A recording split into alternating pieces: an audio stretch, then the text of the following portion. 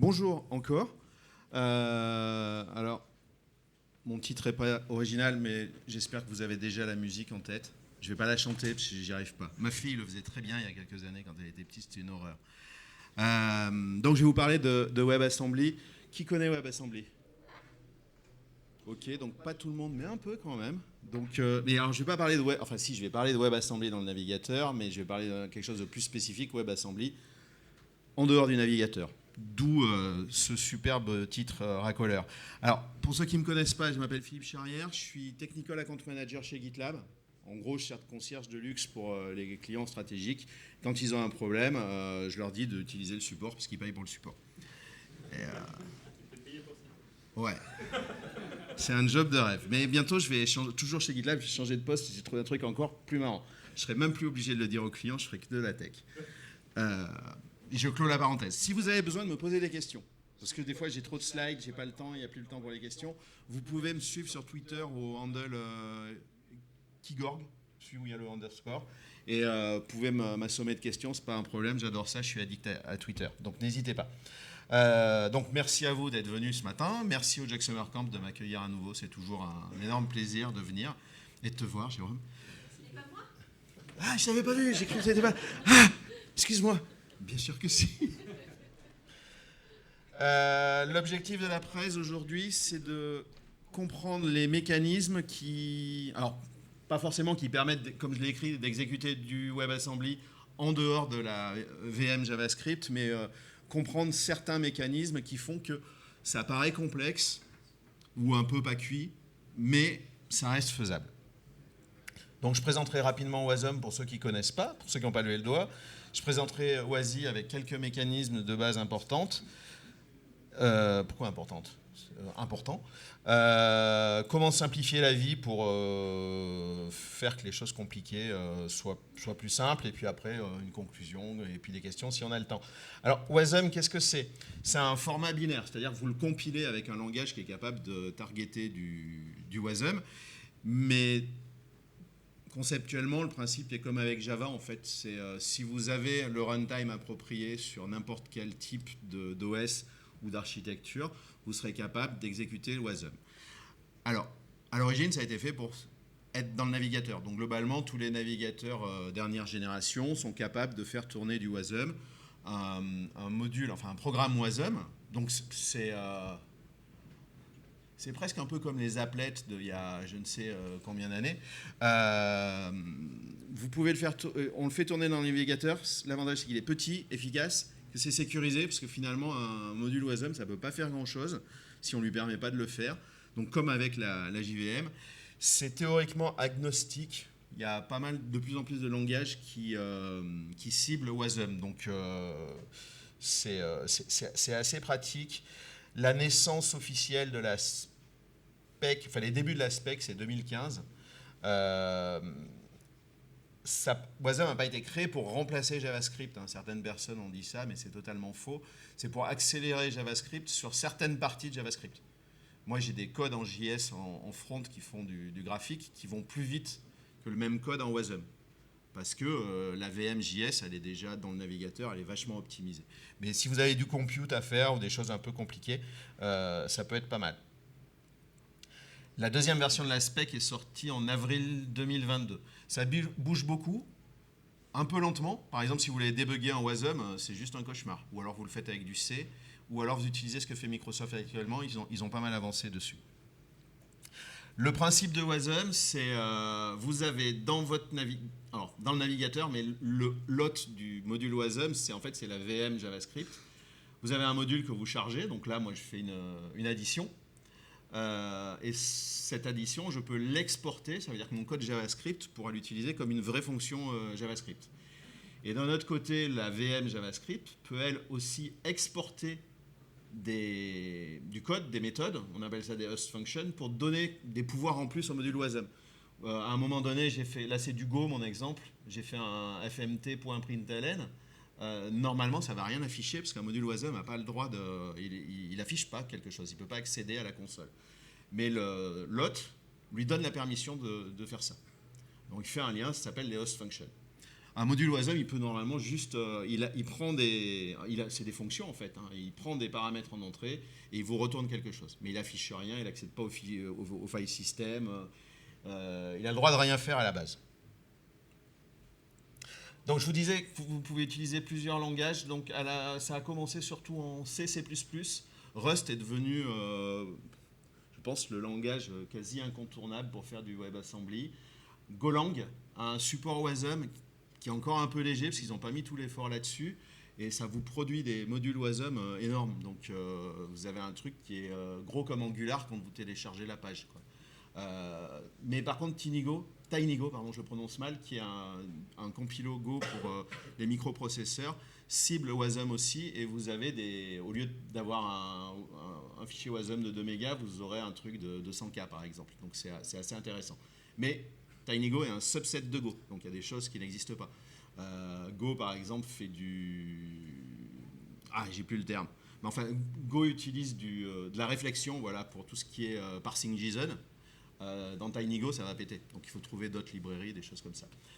Swift a un support WASM, ce qui est assez intéressant, parce que le langage est plutôt sympa à utiliser. Vous avez ensuite des langages qui ciblent directement que WASM. AssemblyScript, par exemple, qui est un subset de TypeScript. Grain, qui est un langage fonctionnel, et puis d'autres qui commencent à apparaître. Le problème de WASM, ça va être, vous avez vu tout à l'heure, j'ai appelé une fonction, en fait, en WASM, l'hôte ne peut que passer des paramètres qui sont des nombres. Donc vous avez droit aux integers, aux floats, et c'est tout.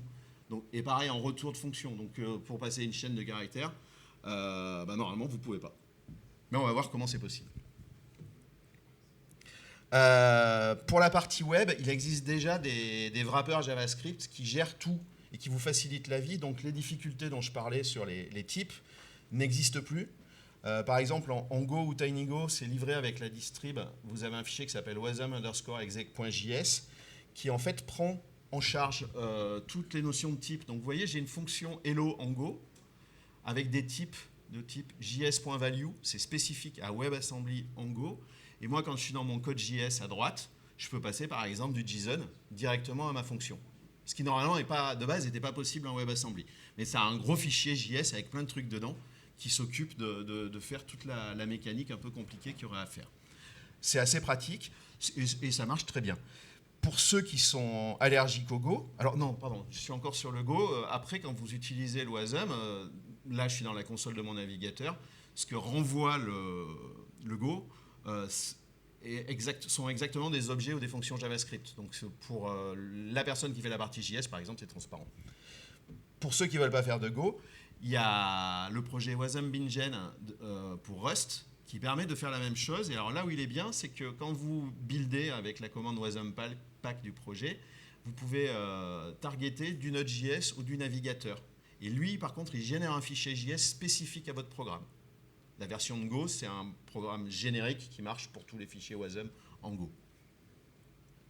Et vous aurez un code qui est plus... Moi, je ne fais pas de Rust, pas encore. Mais vous voyez, vous avez un code qui est plutôt facile à lire. Là aussi, vous avez le concept de type orienté JS. C'est exactement la même logique. En Rust, vous pouvez réutiliser quasiment toutes les librairies qui existent. Donc, vous pouvez faire des choses assez puissantes. Et côté JS, vous l'appellerez pareil, comme n'importe quelle fonction JS. Les applications, alors il y en a pas mal.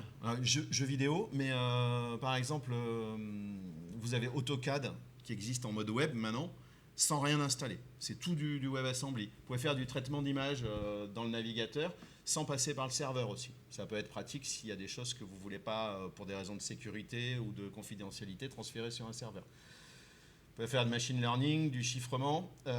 StackBlitz a fait ce qu'on appelle des web containers. Alors si vous utiliserez l'URL, vous arrivez sur un IDE type VS Code. Et dedans, il y a un OS allégé avec du Node.js par exemple, et vous pouvez exécuter votre code Node.js. Et en fait, ça ne se passe pas sur un serveur comme avec du Gitpod ou du Codespace, ça se passe dans votre navigateur. Ça charge quelque chose. Je trouve que c'est une super performance. Après, le cas d'usage, pour l'instant, je ne le vois pas, mais parce que j'en ai pas eu besoin. Et je trouve ça super intéressant et ça démontre la puissance de WebAssembly. Vous avez, pour la carto, c'est intéressant, vous avez Google Earth, par exemple.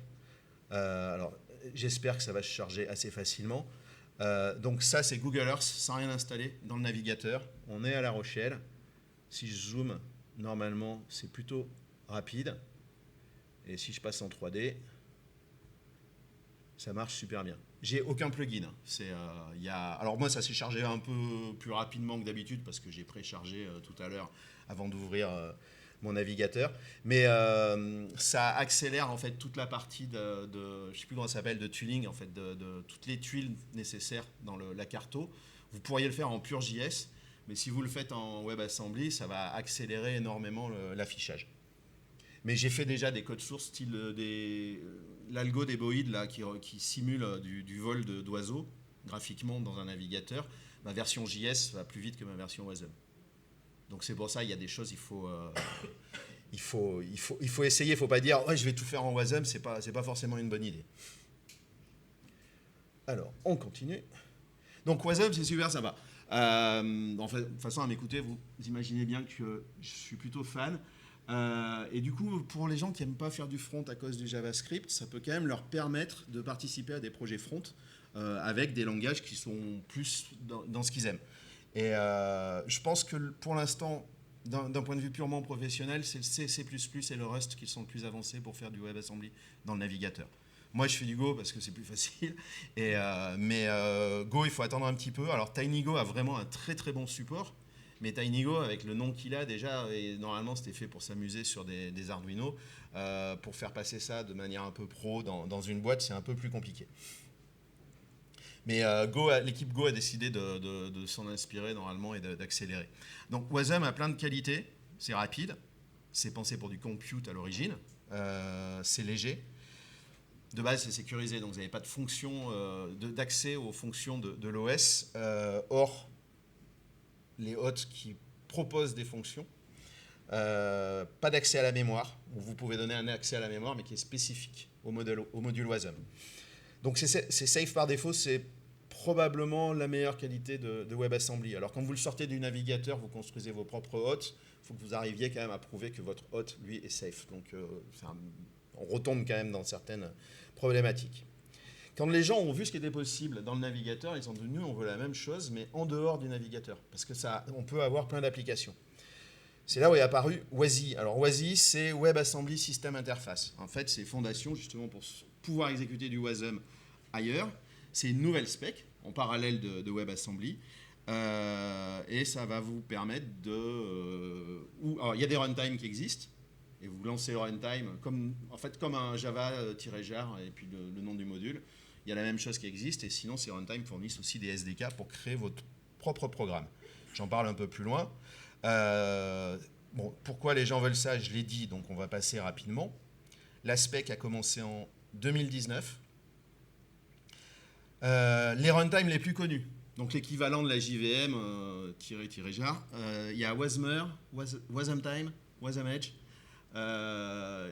Certains ciblent en termes d'exécution toutes les architectures, mais par exemple, alors je crois que pour Wasmer maintenant c'est possible, mais à une époque on ne pouvait pas exécuter Wasmer sur un Pi parce qu'il ne fonctionnait pas sur du ARM.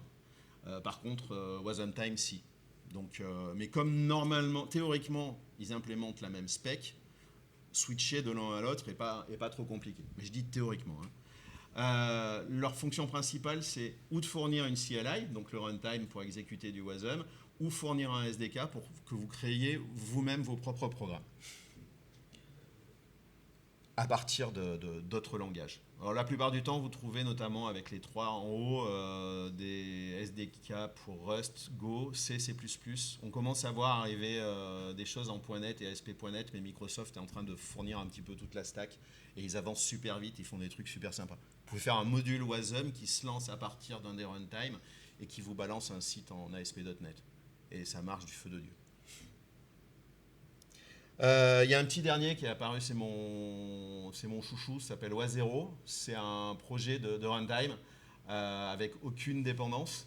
Il ne fournit pas de CLI ou quoi que ce soit parce que vous pouvez créer ce que vous voulez vous-même. Et alors, ce n'est utilisable que pour du Go. Vous pourriez l'utiliser pour lancer des programmes, des fichiers WASM en Rust. Mais par contre, les programmes que vous allez faire, les hôtes ne seront qu'en Go. Ils sont focalisés là-dessus. Node.js aussi, tout à l'heure je vous ai dit que la VM de JavaScript savait jouer avec du WASM, mais n'a pas l'aspect quasi. Donc Node.js, vu que c'est la même VM, il peut loader des fichiers WASM et les utiliser comme dans un navigateur, mais Node.js, depuis pas longtemps, implémente aussi l'aspect quasi, et donc ça voudra dire que ce que vous faites avec du Go, du Rust ou autre chose, vous pourrez le faire aussi avec Node.js. Bon, les langages que ça target, j'en ai déjà parlé tout à l'heure. Grain, je vous en ai parlé tout à l'heure, moi j'aime bien, parce que c'est un langage fonctionnel qui est super facile à utiliser. AssemblyScript, j'ai mis un petit smiley qui a l'air un peu dubitatif, parce qu'en fait, il y a eu un espèce de drama la semaine dernière. Alors, je crois que c'est le tech lead d'AssemblyScript. Il a dit que Wazy, globalement, les gars qui le géraient faisaient de la merde et que lui, maintenant, il allait cibler que WebAssembly, mais pas Wazy. Alors, ils ont fourni un espèce de fork pour ceux qui veulent continuer à l'utiliser, parce qu'il y a quand même pas mal de projets Wazy qui utilisent du WebAssembly. Mais il y a. Alors, je ne sais pas exactement ce qui s'est passé, mais a priori, il y en aurait un dans le groupe qui gère l'aspect Wazy qui aurait mal parlé à un du projet WebAssembly. Donc, c'est le petit truc du moment. Tout frais d'hier. Justement, le projet Grain, si vous voulez le tester sans rien installer, ils ont créé un playground pour l'essayer. Bon, alors, c'est tout nouveau, c'est tout frais, mais les gars du projet sont plutôt sympas. Wazy, donc du coup, ça garde les mêmes qualités que Wasm et les mêmes problématiques. Donc moi, j'ai que des int ou des floats pour échanger des données, récupérer des données. En plus, je vais récupérer, il y a une problématique qui est, il va falloir fournir des accès système. Et là, c'est la spec qui définit ça. Cette spec, elle évolue. A priori, elle ne plaît pas à tout le monde. On l'a vu avec le projet WebAssembly. Et en plus des hôtes, maintenant, avant on n'avait que le navigateur, enfin l'AVM.js, maintenant il peut avoir tout et n'importe quoi. Et j'en citerai quelques-uns après. Alors, les problèmes, pour moi en tant que développeur, mon plus gros problème, c'est pouvoir passer des strings à une fonction. Donc mon premier Hello World avec une string, ça a été juste, mais c'est pas possible. Et les host functions, parce que pouvoir faire un print ou un log, surtout qu'on ne peut pas vraiment débugger en WebAssembly, donc au moins faire un log, c'est super important. Donc, échange de string, je le fais avec Wazy et Node.js et TinyGo, parce que c'est mon langage en ce moment préféré. Comme c'est du Wazy, j'utilise plus le wasm_exec.js. Et on va regarder comment j'ai fait. Alors, pour appeler du Go Wazy avec Node.js, alors, quand c'est du Wazy, c'est nécessairement du TinyGo, parce que Go n'implémente pas la norme Wazy pour l'instant. Donc, si vous voulez faire du Wazy avec du Go, c'est TinyGo. En JS, c'est juste vous loadez en fait le module WASM, vous instanciez le module et après vous pouvez appeler la fonction. Donc c'est instance.export.add et je fais mon addition. Et puis mon hello qui normalement ne fonctionne pas, c'est la deuxième méthode. Les fonctions en TinyGo ressemblent à ça. Vous avez par exemple une fonction, je prends des int, je retourne un int. Les doubles slash avec le export et le nom de la fonction, c'est obligatoire. C'est pour dire au compilo, j'exporte cette fonction-là et le Node.js sera capable d'appeler la fonction. Et du coup, si j'appelle ma fonction en dessous avec le export.add, j'aurai bien 42. Donc ça, c'était mon premier essai, j'étais content. Après, je me suis dit, je vais retourner une chaîne. Ça compile, ça passe, et à l'exécution, ça ne pète pas, mais vous avez un undefined classique en JS. Donc, qu'est-ce qu'il faut faire? En fait, la ruse, c'est de retourner la position. En fait, vous transformez votre chaîne en un tableau de bytes et vous retournez la position de la chaîne au lieu de retourner la chaîne, la position en mémoire de la chaîne. Donc, la fonction, elle va ressembler à ça. J'ai une chaîne que je transforme en tableau de bytes et je retourne un pointeur sur la première position de la chaîne. Alors, moi qui ai fait du JS depuis je ne sais combien d'années, retourner au pointeur, j'étais un peu en PLS. Mais là, c'était que le début, ça, c'était jouable. Alors, je suis désolé, je me tourne de ce côté et je parle aux gens qui sont là, mais je pense à vous aussi. Donc, heureusement, il y a le micro. Mais en fait, je suis strabique, donc mes yeux, c'est plus facile par là que par là. Je ferme la parenthèse. Du coup, en JS, vous allez appeler la fonction. Alors, ça va vous retourner une position. Vous pouvez accéder à la mémoire du module WASM avec le export memory. Et ensuite, vous créez un tableau de int et vous sortez un buffer de la mémoire qui commence à la position de la chaîne avec une longueur de 11, parce que hello world, en longueur, ça fait 11. Alors c'est chiant, parce qu'il faut connaître la longueur de la chaîne à l'avance. Mais j'étais déjà content, j'avais avancé sur le sujet. Et c'est safe, ça? Cette mémoire-là, elle n'existe que entre le module WASM et l'autre. Tu ne peux pas aller voir ailleurs. Si tu mettais 12 dans le cœur de chaîne? Oh, ça va peut-être péter. Non, attends, est-ce que ça va péter Alors après, c'est du JS, donc à mon avis, ça pètera pas. Enfin, tu vas pas savoir que ça aurait dû péter, en fait. Tu vas peut-être avoir un emoji à la fin. Voilà. Et du coup, après, ton buffer, si vous tournez dedans, vous pouvez recréer votre variable. Là, c'était ma console à droite. Et sinon, vous faites un texte décodeur du buffer et vous récupérez votre string. Alors déjà, j'étais un peu content, j'avais vachement évolué, mais je me suis dit comment je peux... Moi, je voudrais que le truc sache à l'avance, enfin, que j'ai pas besoin de lui donner la longueur. Et en lisant du code et puis en demandant à des gens, ils m'ont dit c'est pas dur, il faut faire du bit masking et du bit shifting. Donc là, j'étais dans un mode qui était plus que PLS. Parce que, en fait, pour ceux qui ne me connaissent pas, moi, je sors d'école de commerce à la base. Donc, j'ai fait une année d'informatique après mon école de commerce, parce que j'ai bien compris que je ne serais pas bon en commerce. Mais il y a quelques bases que je n'avais pas, notamment celle-là. Il y a un développeur JS allemand qui s'appelle Axel Rochmeyer qui m'a fait toute une explication en plusieurs tweets. Je les ai gardés, j'ai mis le lien, je crois, quelque part dans les slides. J'ai à peu près compris ce qu'il voulait me dire. Mais j'étais incapable d'expliquer quand même comment ça fonctionnait. Et j'ai passé...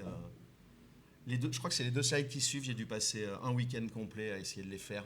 Mais je crois que j'ai compris maintenant. Après, des gens m'ont dit, alors tu pourrais faire ça aussi. Je fais, stop. Est-ce que tout le monde connaît le bit shifting et le bit masking? Bon, alors je n'ai pas fait les slides pour rien, parce que c'est les seuls qui m'ont demandé vraiment beaucoup de boulot. J'ai 53 balais. Donc en binaire, ça va faire 1, 1, 0, 1, 0, 1. Je mesure 1m80. Donc en binaire, ça va faire ce qui est en orange. J'ai pas mis mon poids. Non, il est pas... Voilà. Alors pour ceux qui n'ont pas attendu, il y en a un qui a dit ça rentrait pas. Je suis un peu en dessous au niveau shift par rapport à ma taille, mais un peu. Donc shift left, dans la plupart des langages, vous tapez votre variable inférieur et le nombre de bits que vous voulez utiliser. Donc là, par exemple, si je fais un shift left de mon âge avec 32 bits, ça me crée, on va dire, une suite de bits. J'en ai 32 à 0 et mon âge, il est mis complètement à gauche, à la position 32. Mais j'ai besoin, je me dis, en fait, je voudrais avoir une seule valeur où je puisse donner et mon âge et ma taille. Donc dans ce cas-là, en fait, il faut faire un OR de ma taille.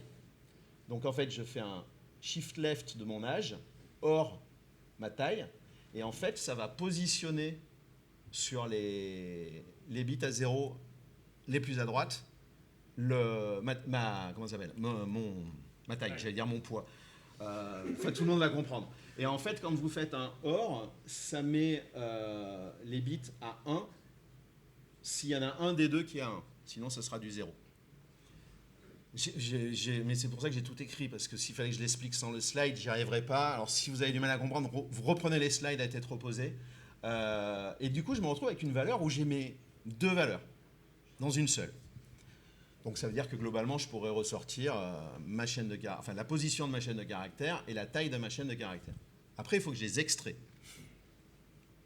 Alors, pour ça, j'ai ma valeur combinée. Pour récupérer l'âge, il va falloir que je fasse du shift right. Donc cette fois-ci, c'est supérieur, 32 bits. Ça va m'éliminer tous les zéros qui étaient à droite et je peux récupérer mon âge. C'est là où j'en ai chié. C'est enregistré, j'ai dit gros mots, je suis désolé. C'est là où ça a été un peu plus dur pour moi. Le gars m'a dit c'est pas dur, tu fais un et avec un masque. Quoi? Mais il me dit regarde, le masque c'est pas dur, tu fais un masque de 32 bits à 1. Ok, mais pourquoi? J'ai relu plusieurs fois les tweets et j'ai fini par trouver en fait. C'est que en fait, vous avez le masque ici. Et puis ce qui me reste à extraire pour avoir ma taille. Et en fait, c'est que ça met chaque bit à 1 si les deux sont à 1. Sinon, ça reste à 0. Donc du coup, ça me permet d'extraire ma taille et de la récupérer. Alors après, une fois que c'est codé, vous en foutez, ça marche comme ça. Mais parce que j'avais prévu en fait de faire la presse sans avoir compris comment ça marchait, mais j'avais un peu honte, donc je me suis dit, il faut vraiment que j'essaie. Est-ce que vous avez à peu près compris? Oui. Ouais, je vois des gens qui donnent des lignes. Alors je peux après représenter plus lentement, mais et je suis une pipelette en plus. Du coup, ma fonction en Go, elle va ressembler à quoi? J'explique pas tout, mais globalement, je transforme ma chaîne en un tableau de bytes, je récupère la première position, j'en fais un pointeur pour avoir la position en mémoire. Ma taille, c'est pas dur, donc j'en fais un entier. Et pour la paquer, alors j'utilise uin64, mais c'est à cause de la gestion des mémoires du Go. Mais ça marche. Hein, donc je pack mon pointeur, je fais mon shift left de 32, je fais un et de ma taille, et un ou de ma taille, hop là, et je retourne ça, et j'ai presque fini. Côté JS. Non, mais c'est facile. Vous comprenez pourquoi le gars d'Assembly Script, en fait, il est vénère, quoi. Parce que lui, ça lui fout en l'air tout ce qu'il avait fait avant pour la partie dans le navigateur. Donc là, ce que je fais, je récupère, quand j'appelle mon hello, je récupère une paire de valeurs dans une seule. Je vais lire ma mémoire, préparer un buffer, créer mon masque. Alors le gars au début m'avait donné cette notation-là. Donc quand vous jonglez pas avec le binaire, je dis je sais pas ce que c'est ton truc. Et il m'a dit je fais un big int de 32.1 et c'est pareil. Donc, ok. Et du coup après vous pouvez faire le shift right pour récupérer la position, appliquer le et masque pour récupérer la taille. Et ensuite, votre buffer, vous faites un slice à partir de la position jusqu'à la position plus la taille. Et là, vous avez gagné, vous avez tout ce qu'il vous faut, vous n'avez plus qu'à décoder et vous avez Hello World. Bon, honnêtement, c'est le Hello World le plus compliqué de ma vie. Hein. T'as jamais fait un Hello World Cube? C'est plus facile, je trouve. Enfin, maintenant que je sais le faire, remarque, tu as peut-être raison. Oui. Comment on sait que le buffer n'a pas été libéré entre temps, en ce moment où on a renvoyé la réponse, enfin le retour, et le moment où on va la lire? Qu'est-ce qui garantit que le buffer n'a pas été libéré entre temps? Alors, je pense que le seul truc qui te le garantit, c'est que tu n'es pas écrit de la merde. À mon avis. En fait, non, alors je vais l'expliquer différemment. Je me suis amusé, j'en parle un petit peu après, j'ai fait un mini serveur de module Wasm. Et ce que je faisais, c'est que j'utilisais qu'un seul runtime. Donc à chaque fois que je faisais un refresh, ça allait taper dans la mémoire et je me retrouvais avec des trucs un peu bizarres. J'avais pas vraiment toutes les réponses que... Enfin, au début ça marchait, puis ça pétait. Donc en fait, je tapais toujours au même endroit, alors que... Mais comme je faisais des tests de charge, ça tapait au même endroit en même temps. Et ça pétait. Donc en fait, il faut vraiment savoir ce que tu codes. Et je crois que pour l'instant, à part te poser toi-même des garde-fous là-dessus, c'est pas une bonne idée. Moi, j'ai changé mon serveur. À chaque appel de mon service, j'ai un runtime qui est instancié, donc j'ai la garantie que je tape au même endroit dans la mémoire. Mais sinon... Alors, dans ton code, après, à chaque fois que tu vas faire des appels comme ça, tu libères un truc. Donc, tu sais que tu vas réinitialiser ta mémoire, mais c'est la mémoire d'une instance du runtime pour une instance du runtime. Moi, j'avais la même instance de mémoire pour plein de runtime. Et ça, faut pas. Alors, il y en a qui arrivent à le faire, mais pour l'instant, je suis encore en train de lire le code, j'ai pas compris, c'est un peu trop fort pour moi. Donc, je suis super content, je sais retourner une string. Je me suis dit, maintenant, je voudrais passer des strings en paramètres. Alors pour ça, Node.js, dans mon exemple, sinon c'est l'autre, il doit d'abord copier la chaîne de caractères qu'il veut passer dans la mémoire du module Wasm. Donc il ne lui passe pas par paramètre. Donc il faut que dans le module Wasm, je crée une fonction qui fasse une allocation de mémoire en avance. Et ensuite, Node.js pourra appeler la fonction Wasm en lui passant la position de la chaîne en mémoire et sa taille. Donc en fait, le hello Bob Moran, ça va devenir un hello, position de Bob Moran, taille de Bob Moran. C'est simple. Ouais, les mecs, ils sont... Je sais pas en fait pourquoi ils ont commencé qu'avec des chiffres. Je crois que c'était qu'au début c'était pour faire que du compute, donc ils se sont dit on s'en fout des strings, quoi. Et maintenant, alors dans l'aspect Wasm, ils sont en train de réfléchir à rajouter la possibilité d'ajouter des types complexes, enfin plus complexes. Donc un jour ça va disparaître, hein. Du coup, ma fonction d'allocation, elle va ressembler à ça. Alors ça c'est côté Go, donc je vais lui passer la taille de ma chaîne. Ça va me retourner un pointeur de byte. Ensuite, côté JavaScript, j'appelle donc ma fonction. En fait, j'ai ma chaîne, je la transforme en tableau, je lui passe la taille du tableau et je réserve de la place en mémoire, dans la mémoire allouée au module Wasm. Donc c'est ici en fait que je crée le tableau, je réserve la place ici. Et après, je peux appeler ma fonction hello en lui passant le pointeur et la longueur de chaîne. Donc facile. Ensuite, côté Go, c'est presque fini, hein. Je peux récupérer le pointeur, la taille. Donc je vais pouvoir aller parcourir la mémoire à partir de la position du pointeur, un nombre de fois égal à la taille. Et comme ça, je vais pouvoir reconstruire ma chaîne et la renvoyer. Alors pour la renvoyer, il va falloir que je refasse toute la mécanique que je vous ai expliquée au début. T'expliques pas, une fois que j'ai compris ça, j'ai fait plein de helpers, machin, que je réutilise. Je veux plus jamais... Mais j'étais fier de moi, par contre. Je vous ai mis, il y a quelques références, il y a des gars qui sont spécialistes du sujet, qui ont écrit des super articles dessus, super longs. Si vous voulez creuser, c'est super intéressant.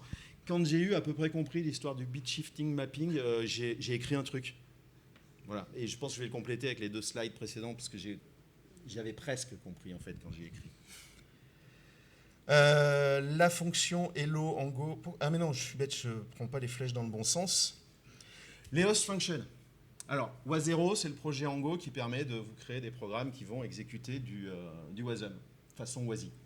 Donc j'ai utilisé ça. Mon hôte, donc c'est une application Go. Le principe, alors j'en ai parlé tout à l'heure, hein, mais la host function, en fait, c'est l'hôte qui va exporter une fonction vers le module Wasm qui pourra l'importer. Alors le petit truc en Go, c'est que là, vous allez nommer la fonction, mais au lieu de dire export, au lieu de dire import, vous allez quand même faire / export. C'est une logique un peu bizarre. Et par contre, l'autre après pourra importer la fonction. Donc là, si je veux faire du print, j'utilise la host function. Et là, c'est l'autre qui récupère les valeurs.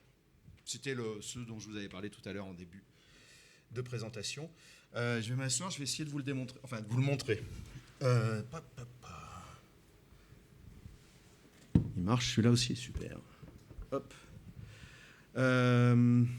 Donc là, est-ce que c'est visible pour tout le monde ou il faut que j'agrandisse? Au fond, il n'y a personne de plus de 50 ans au fond? Super. Donc, là, j'ai buildé à l'avance pour gagner un peu de temps. J'ai une fonction en Go qui fait une addition. Je lui mets export add pour que l'hôte soit capable de la lire. Je lui fais un print des paramètres que je vais lui envoyer. Et après, je l'ai buildé en Wasm. C'est du TinyGo. En Go, j'utilise le projet Was0 qui, globalement, va instancier un runtime.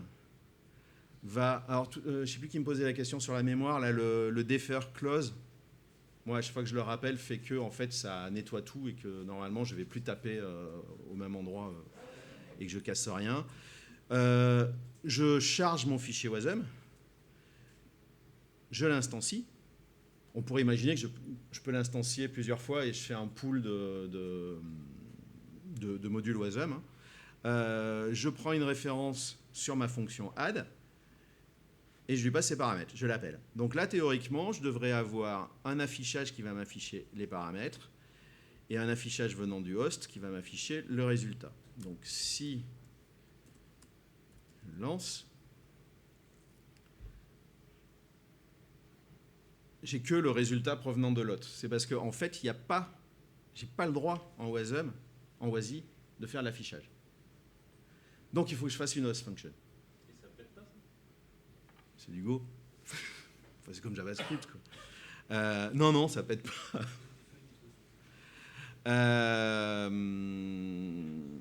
Là, ça affiche rien. J'ai même pas le undefined. Ça fait rien. Du coup, si je veux faire une host function avec OS0, en fait, je choisis OS0 parce que c'est plus facile à faire. Donc, j'ai la même fonction hein, ici. Hop.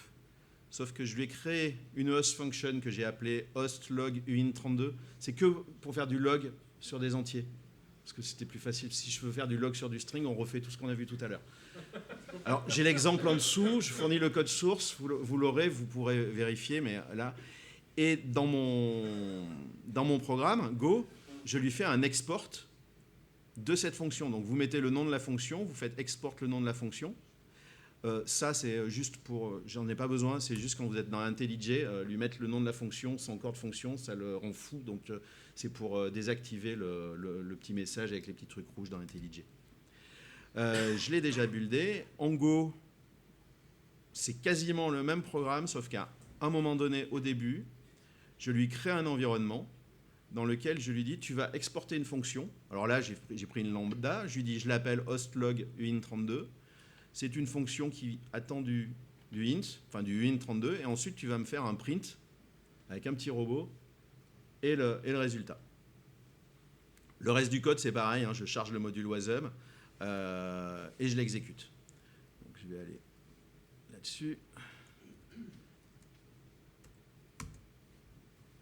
Donc voilà, j'ai bien un affichage qui vient, enfin un print qui vient du module wasm et un qui vient du programme Go hot. Bon, après, on va voir que c'est pas si compliqué que ça. C'est pas que c'est compliqué, c'est pénible. Donc ça, je vous l'ai montré. J'ai mis quelques liens aussi où il y a des articles. Alors il y en a un, c'est moi qui l'ai écrit, mais qui explique ça de manière un peu plus détaillée.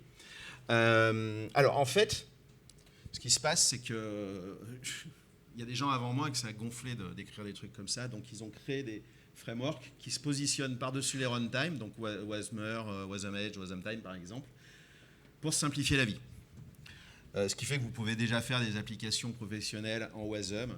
Alors professionnelles entre guillemets, hein, parce que de toute façon la spec n'est pas cuite, donc si vous le faites, vous savez ce que vous faites.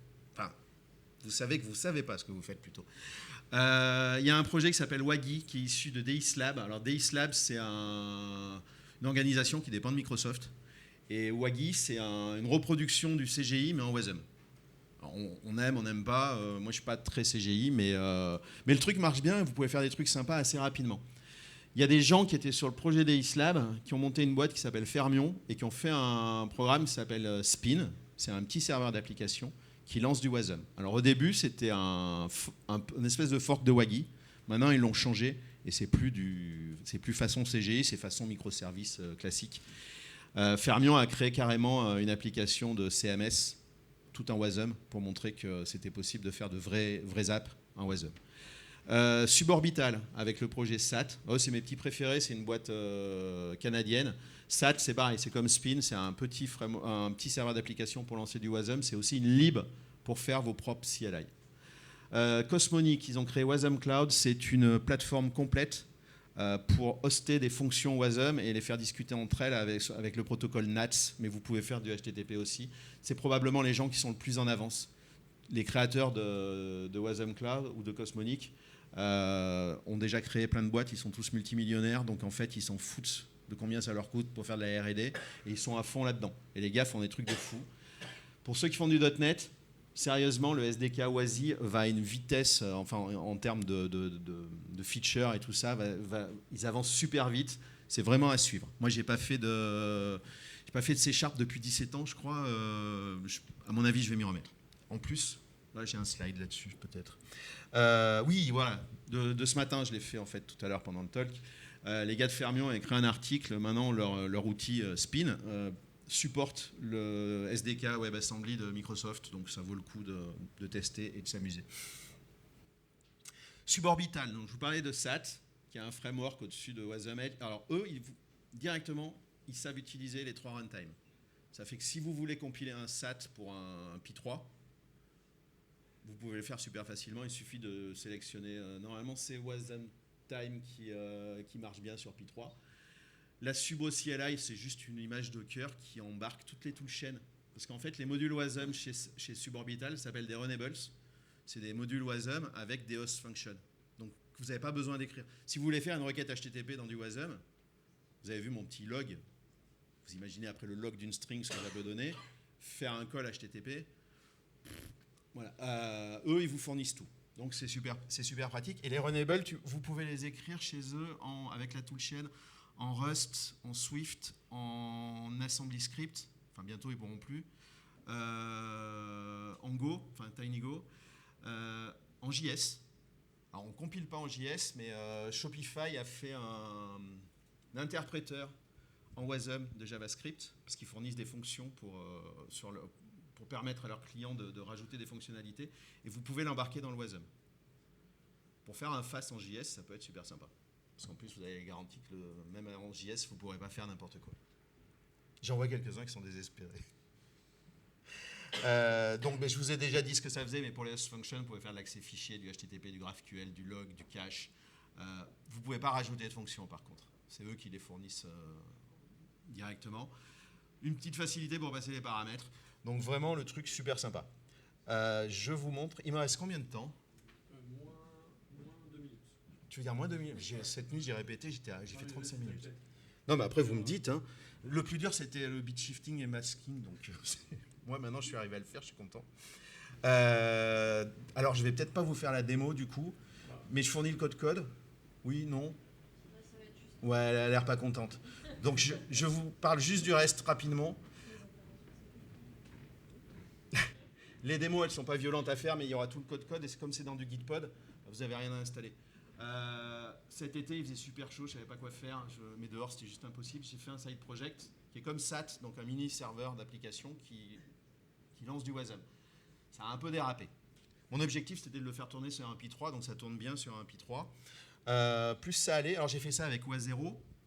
Ça, c'est le type de fonction qu'on peut faire. Donc vous voyez, il y a un objet request, response, vous pouvez jouer avec les headers. Donc j'étais assez content, et puis j'ai rajouté de plus en plus de trucs. Donc maintenant il y a des host functions pour faire du HTTP, du Redis, du Couchbase. Alors je sais pas si Laurent est arrivé, non, il est encore en train de dormir. Parce que je l'ai fait un peu juste pour lui. L'accès aux fichiers, des logs, accès à une mémoire partagée pour faire du pseudo cache. Donc là aussi j'étais content, ça marchait bien. Et puis je me suis dit mais ça peut me servir pour le boulot. Du coup j'ai dérapé un peu plus. J'avais pris 4 semaines de vacances. J'ai créé un reverse proxy au début en Go, parce que c'est facile à faire en Go.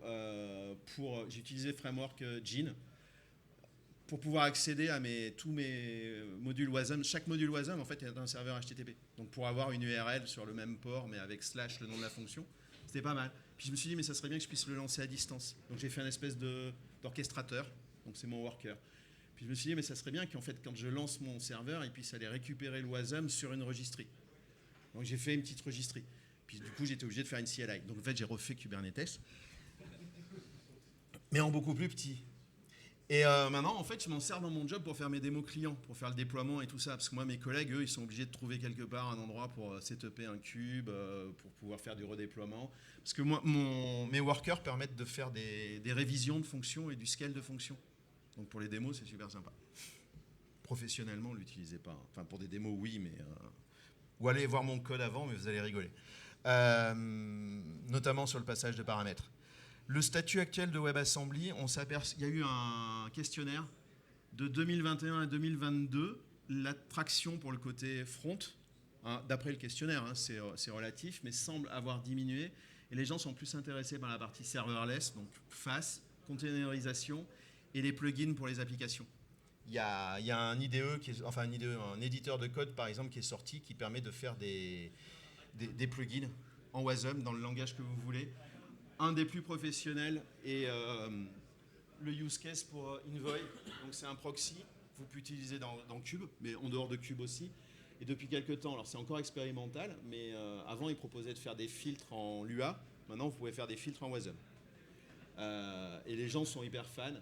Vous pouvez faire des applications classiques. Shopify, je vous en ai parlé, en fait, ils fournissent maintenant des fonctions.